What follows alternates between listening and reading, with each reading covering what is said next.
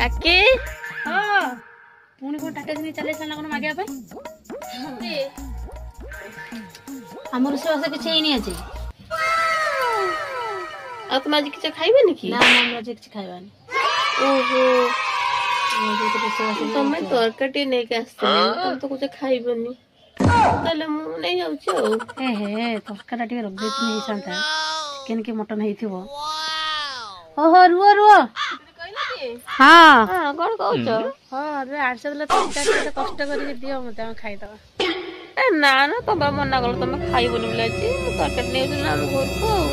ନା ହଉ ଯଦି ଏତେ କହୁଛ ନହେଲେ ତରକାରୀଟା ନିଅ ଆଉ।